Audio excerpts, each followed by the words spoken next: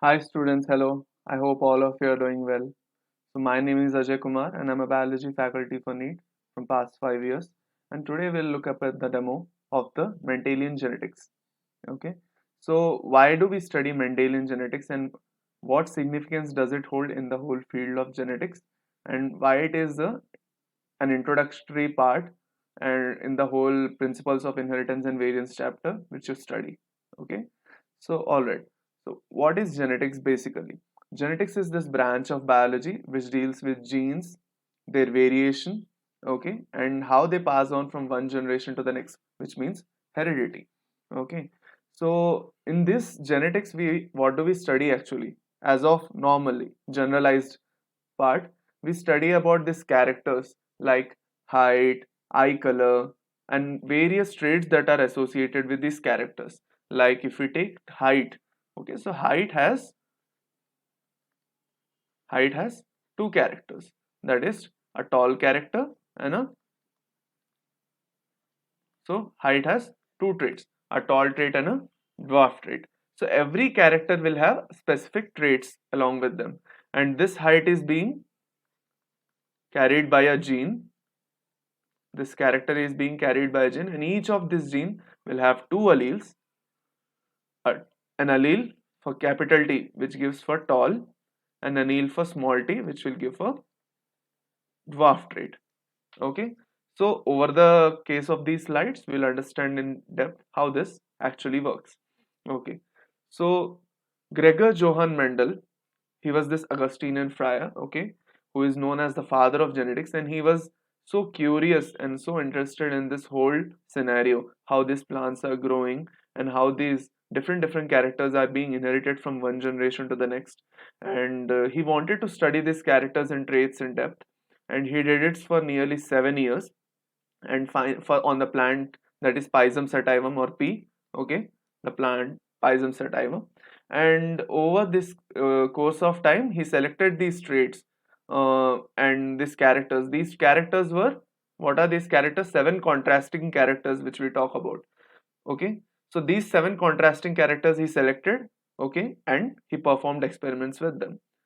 So why did he actually choose Pisum sativum?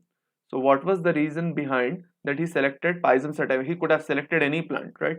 But he chose Pisum sativum because number one, Pisum sativum is perennial, okay, and it doesn't have a definite life cycle like an annual or a biennial life cycle. Okay, it keeps on growing continuously, and it has a small life cycle as well. The duration is small, so the results are quicker.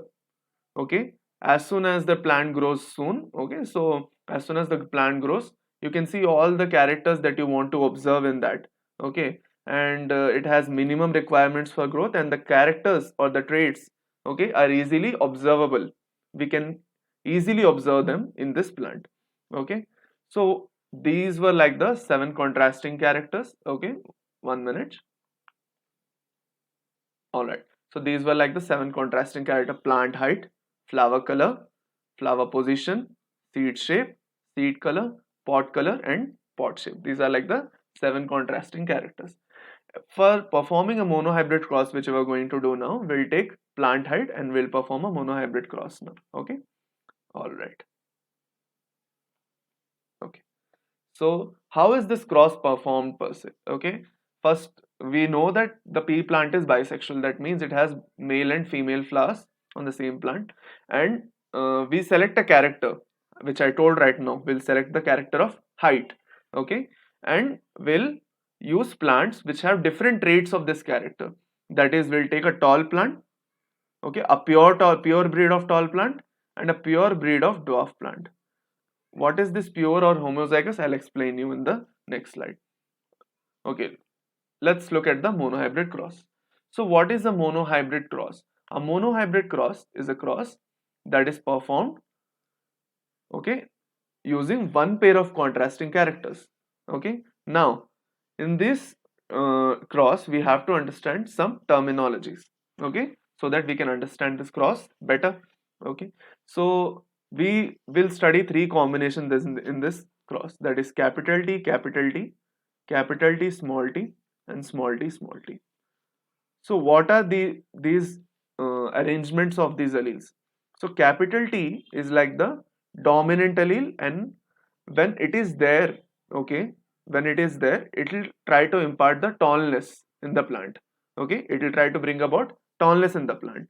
Okay, height लाने की कोशिश करता है, and due to that what happens is it is known as the dominant trait. It will try to dominate the recessive trait, which is the small t. The small t tries to bring upon the dwarfness in the plant. It will try to short it down. उसको plant के height को छोटे करने की कोशिश करता है. Okay, so this is the dwarfness. It will cause dwarfness. Now they won't stay alone. These traits, all these traits will stay in pairs. Okay, in together.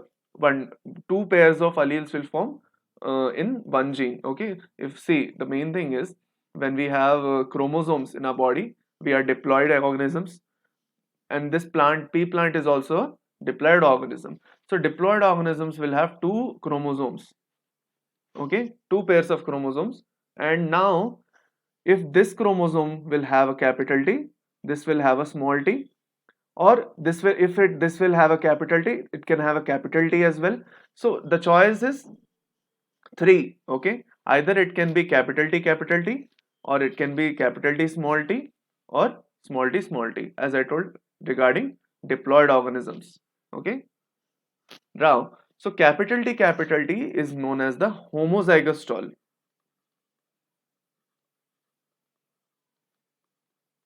ये homozygous है.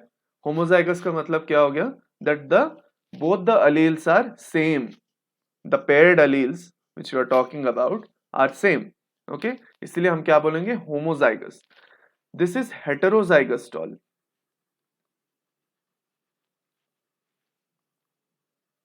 Okay, so heterozygous is both the alleles are different and they are paired together. That is capital T अलग है, small t अलग है, लेकिन उन दोनों को साथ लिया जा रहा है. But when capital T is there with small t, it won't let the small t express itself. वो dwarfness लाने की जो कोशिश करता है small t, वो आने नहीं देगा, and this capital T will dominate it, and the plant will be definitely tall. Okay, the last thing which is important is homozygous dwarf. Now as we talked about, small t जो है वो dwarfness लाने की कोशिश कर रहा है, but वो तभी dwarfness ला पाएगा या plant को तभी छोटा कर पाएगा when it is available in a homozygous condition. यानी दो capital T रहेंगे तभी एक plant short हो सकता है, नहीं तो वो नहीं हो सकता. Capital T dominate करता है, plant tall ही होगा. Okay, so this is the terminology you should know before starting this cross. Now we'll start this cross. Now for the first cross, okay, what Mendel did was he took pure breed of plants. That is capital T pure breed है, दोनों capital T हैं, pure homozygous plant है, tall plant, and pure homozygous short plant को लिया, that is small t. Okay, this is what he did. Capital T he took, that is tall, and small t that he took, that is dwarf. Both are homozygous in nature. So he performed a cross, and because both the alleles are same, only one allele will be coming down for each gamete. Okay, so capital T एक ही gamete बनेगा, एक ही type का gamete बनेगा. One single type of gamete will be formed, capital T, and another single type of gamete will form for the capital T, that is small t. Okay, small t का एक gamete, capital T का एक gamete, दोनों आएंगे and they together they will form a plant, that is capital T, small t, and the whole generation, the F1 or the filial one generation जिसे कहते हैं, okay, पूरा generation में capital T small t के ही plants रहेंगे. So now Mendel thought वाह बढ़िया है, okay, मैंने tall plant को और short plant को cross किया, okay, मुझे tall plant मिल गया, तो dwarf plant का पूरा inheritance ही नहीं आया, कहाँ चला गया dwarf plant? Okay, then he thought, okay, I'll do one thing, I'll do selfing. Selfing क्या होता है? Selfing यानी same plant का पूरा generation जो है, ठीक है, अभी कैपिटल टी का पूरा जनरेशन आया, उनमें से दो प्लांट को सेलेक्ट किया और उनके बीच क्रॉस करवा दिया, इसको हम सेल्फिंग कहते हैं. सेम जीनोटाइप से क्रॉस करवाने को हम सेल्फिंग कहते हैं. Now what he did a selfing, okay, and after this selfing he got the second generation of plants, that is capital T small T, capital T small T and small T. Okay, now this fascinated him. Wow, that the short plant का जो पूरा trait है वो finally आ गया है second generation में, जो F2 generation है। ओके, इसका मतलब ये है कि ऐसा नहीं है कि एक्सप्रेस ही नहीं होगा short trait, it will definitely get expressed but only when it is in complete homozygous condition, that is capital T capital E दोनों साथ में है, only then it can be inherited, otherwise it can't be inherited. Okay, so that's what he understood by this clause, and that's what we also understand by this clause. So we take out two ratios here. Okay, two very interesting ratios, that is the phenotypic ratio and the genotypic ratio. So what is the phenotypic ratio here? Phenotype यानी क्या है? The appearance of the plant, हमें कैसे दिख रहा है plant, how do we see the plant? Okay, how do we see the plant is tall, the plant is dwarf.